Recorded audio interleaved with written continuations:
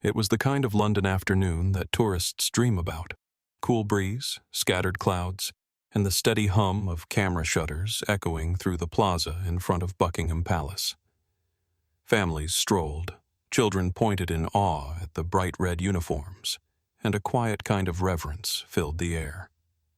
The royal guards stood as they always did. Perfect posture, flawless silence, timeless presence. Among the onlookers sat an elderly man in a wheelchair. He wore a flat cap, a dark green coat, and a quiet smile. His hands rested gently on the arms of his chair, and a folded tourist map peeked from his lap. His gaze was locked on the nearest guard, a tall, lean soldier standing with the stillness of a statue, rifle upright, eyes fixed forward. The old man seemed content, lost in the calm. Until the laughter began. It started small, snickers, high-pitched cackling from behind the crowd, then louder. The sound of scuffed sneakers, chewing gum popping, and teenage voices trying far too hard to be noticed. 3 boys, no older than 16, pushed their way through the tourists. They wore oversized hoodies, carried phones on stabilizers, and moved with the smug confidence of kids who thought consequences were optional. "Yo, look at this guy," one of them said, pointing his phone at the guard. "Bet he can't even blink. What is this, cosplay?" The second laughed. "Swear he's just a mannequin with a gun. What are they guarding anyway? A gift shop?" The crowd stiffened, unsure whether to react. Some looked away. Others turned their phones toward the boys, sensing a scene was about to unfold. But the guard, he didn't move, didn't flinch. Not a flicker of acknowledgement. The boys got bolder. "Watch this," one said, walking up with exaggerated soldier steps, mocking the posture, mimicking the silent discipline. "Royal robots, activate!" More laughter, more attention. They were feeding on it. But they didn't stop there. One of them turned toward the old man in the wheelchair. "Hey, look, it's the VIP audience," he shouted. "Sir, would you like a front row seat to the changing of the brain cells?" The old man looked up slowly, not hurt, not surprised, just disappointed. He blinked once, said nothing. The guard still didn't move. The boy smirked and added, "Bet I could push him around for a bit. Do donuts? That'd be a real TikTok, huh?" The third teen grinned. "Do it." And just like that, he took a step toward the wheelchair, one hand starting to reach. And the crowd held its breath, because something was about to happen. And this time, the silence wouldn't hold forever. The boy's hand hovered just inches from the wheelchair's handles, fingers twitching with the false bravado of someone performing for an audience. His phone was already angled toward himself, recording, live. "Watch this," he muttered, grinning. "Wheelie time." The tourists nearby had stopped moving. Phones were frozen mid-air, some people too stunned to react, others watching with nervous anticipation. The tension was thick, raw, uncomfortable. A few voices murmured in protest. "Hey, that's not funny. Leave him alone. Where's security?" But the boy didn't stop. His hand touched the wheelchair handle. The old man tensed, his shoulders shrinking slightly.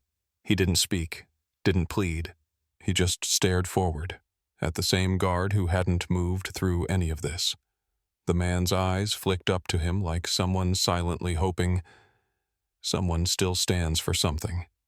Behind them, the guard stood tall. Red uniform crisp, black bearskin hat shadowing half his face, rifle at his side, white-gloved hands perfectly still. He hadn't reacted to the jokes, not to the mocking, not to the imitation. But when that boy touched the wheelchair, his boot moved. It was subtle, sharp, a shift in weight, like a door unlatching. The boy chuckled nervously. "What, is RoboGuard waking up?" he joked, stepping closer to the chair again. "You gonna protect him, tough guy? Didn't think so." Another step, and then click. The metallic sound of the guard's heel rotating into position echoed like thunder against the stone beneath him. The crowd jumped. The boy froze. Because now the royal guard wasn't just standing. He was facing him. One fluid pivot. No words, no emotion, no wasted motion. Just two eyes now staring directly at the kid. No longer part of the scenery. Now fully present. The boy took a half step back. His voice cracked. "Yo, it's not that serious." But it was. Because in this moment, every insult, every laugh, every cruel stunt was about to meet something stronger than force. It was about to meet discipline. It happened in a single breath. The royal guard took one step forward, measured, grounded like a train easing off the rails. His rifle remained at his side, untouched. His eyes, once fixed on some invisible horizon, now locked directly on the boy standing at the wheelchair. The plaza fell into total silence. No voice, no camera shutter. Even the wind seemed to hush. The teen, once grinning and loud, suddenly shrank under the weight of that stare. He lowered his phone by instinct, his arm hanging limp by his side. His swagger melted into stillness, and for the first time since arriving, he looked like a child. The guard's voice cut through the air like a scalpel. Calm. Precise. Controlled. "That's enough." 3 words, not shouted, not barked, spoken. The kind of words that don't demand authority, they embody it. The crowd collectively exhaled. A woman whispered, "He spoke," like she'd seen a miracle. Others simply stared, unsure whether to cheer or remain reverent. The moment felt sacred, not because of the volume, but because of the restraint. The guard didn't raise a hand. He didn't threaten. He simply stepped between the old man and the boy, his body now a living barrier. The teen swallowed hard. I wasn't going to do anything. It was just a..." The guard didn't respond, didn't blink, didn't even look at him again, because he wasn't the point anymore. The old man in the wheelchair, quiet, still, his hands trembling slightly, looked up at the soldier now standing in front of him. Their eyes met, and in that look, no words were exchanged. But everything was understood. The royal guard adjusted his stance, rifle still at rest, and resumed position, this time facing outward, facing the threat, the mockery, the noise, not to defend his pride, but to protect dignity. That was the moment the crowd started clapping. Not loud, not cheering, just respect. And the teenager? He took a step back, then another, and for the first time all day, he had nothing to say. The teenager backed away, his mouth slightly open as if still trying to form some excuse that might undo what had just happened. But the crowd was no longer looking at him. No one cared about his camera or his stream. All eyes were on the man in red. The royal guard now stood between the boy and the elderly man, his posture unwavering, rifle by his side, expression unreadable beneath the shadow of his bearskin hat. His voice hadn't been loud, his step hadn't been aggressive, but somehow his presence was now the loudest thing in the plaza. He didn't need to explain himself. He didn't need to raise his weapon. He had already won. The tourists, once passive observers, had become a quiet audience. Some lowered their phones, realizing they had just witnessed something rare, something real. Others kept filming, not out of habit, but reverence. The elderly man adjusted his cap with a slight shaking hand. His eyes never left the guard.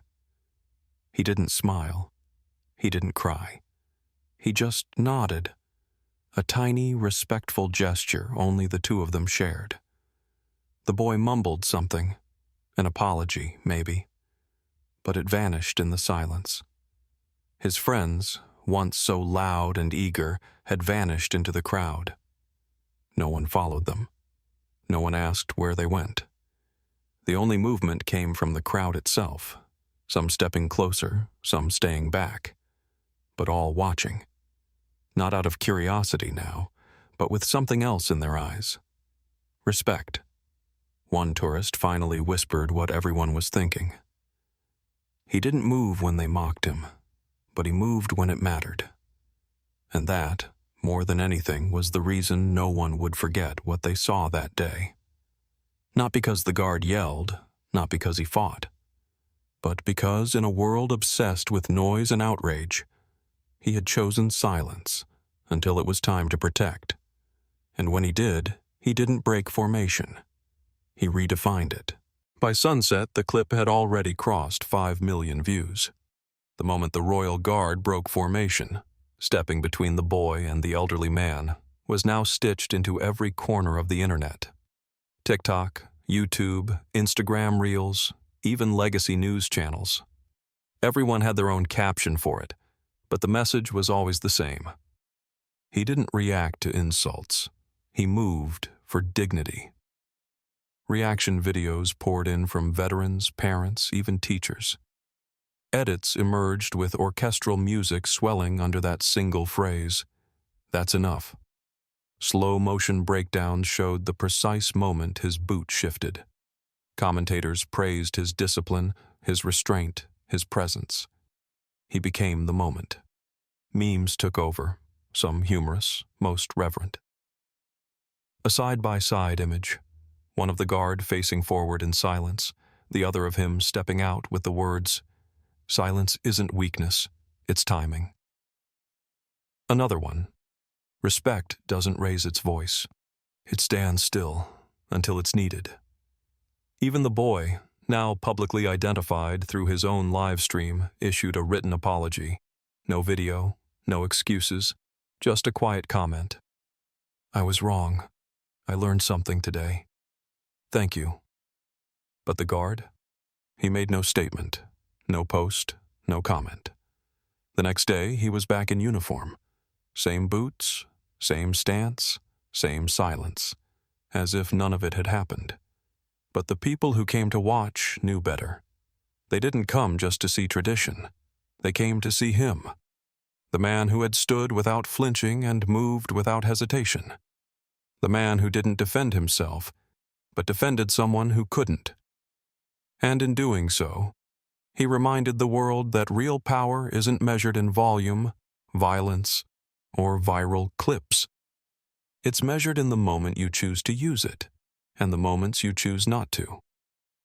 That day, a soldier didn't just guard a palace. He guarded something bigger. He guarded what it means to be human.